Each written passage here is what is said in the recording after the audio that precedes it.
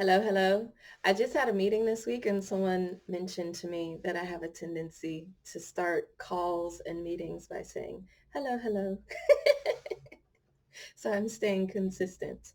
Um, Today, I want to talk about why I'm doing what I'm doing. What is my goal and intention and vision with the Green Purse Society? And I'm inspired by an interview that I just participated in. I was able to interview an amazing and beautiful teacher, Sarah McCrum, who has written the book Love Money, Money Loves You, and is offering a course and does courses on transforming your relationship with money. And I'm feeling very inspired and also feeling the congruency and synchronicity of how things are flowing in my life because I decided I wanted to transform my relationship with money like 10, 15 years ago. And I've been doing that. And I continue to do my own internal work around that process. And I find that Sarah teaches and works on a level that has a subtlety that I would not have been able to recognize or really work with when I was first starting this process. And now I find myself listening to her, and so much of what she's saying aligns with things that I've realized in my own life. And I still find myself having aha moments and hearing what she's sharing and really seeing ways that it can be applied to my own life and the lives of the people around me and the people that I'm looking to serve and that I'm committed to serving. And so that feels very inspiring. It feels like money is loving me and spirit is hearing me and that I'm being guided, and that makes me feel good. One of the things that I'm also really deeply interested in and committed to healing around is our wounding around resources. And I might have talked about this before. You might have heard me speak about this before, in that we are told that things that are abundant are scarce and things that are scarce are abundant. And so especially any of us, many of us, the bulk of us, who are growing up in capitalist societies and who are being trained from childhood to be consumers. And it's messing us up. I want to say another word because it's really severely and seriously messing us up. It's messing up our relationships with ourselves, with each other, with the world around us, with the natural world, with the earth. And we're like, have you read that Stephen King novel, or maybe it's a short story, The Langille Ears, where these people end up in the place where time goes after it gets used and it gets eaten up by these creature things? That's us when we're not in right relationship with how we interact with our resources. We become the Langoliers of resources.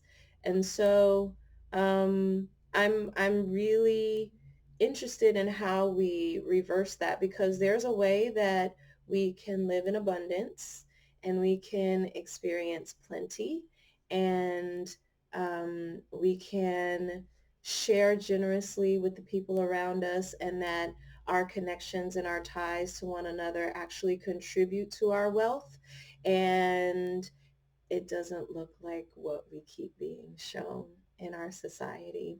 And so we don't have a lot of guidelines or teachers who are offering us ways to do this.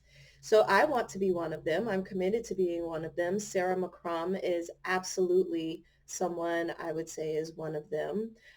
There have been other people whose women, I'm primarily interested in women who are supporting people in transforming their relationships to money and finances and resources. So a lot of my research and study and focus has been women who are teaching people, but I've also enjoyed some of the teachings and the work of men that are speaking in this arena. But Sarah McCrum, Barbara, I believe Barbara Stanny was her name, and now it's Barbara Hewson. And oh, now I wish I had made myself a list before I started this. There are several people. If I feel inspired, I will list them down below. And I have also listed at times on my website. So maybe I'll do that again. But yeah, I think that there's something about how we allow blessings to come to us, how we recognize abundance when it comes to us, and how we recognize that abundance comes to us in many forms, including the financial, and that when it looks like a lot of water flowing out of my faucet without any issue or challenge, a lot of fresh, clean, safe drinking water, that's abundance flowing in my life, particularly given the issues that we've been hearing about and witnessing within the United States, like in Flint, Michigan, and then also globally, the issues that we know people have with access to clean water. So things like that. Or I'm very fortunate to have abundant access to a lot of luminaries and teachers and creatives and people who are deeply committed to transforming and changing the world for the better. And that is a form of abundance flowing in my life. And when I recognize it and acknowledge it, so much the better for me. But also then I can become a resource to spread the word and notify others when I think that there's something that's in good alignment for them. So um, transforming our relationship with our resources and being in right relationship and healthy relationship with our resources is really critical right now. I think there are so many of us who are feeling deprived and depleted, and the way that is showing up for us is that we have homes full of stuff that we don't use, don't need, don't really want, and it adds to our stress levels, and the clutter, you know, it clutters our minds. It interferes with creativity that wants to flow in our lives.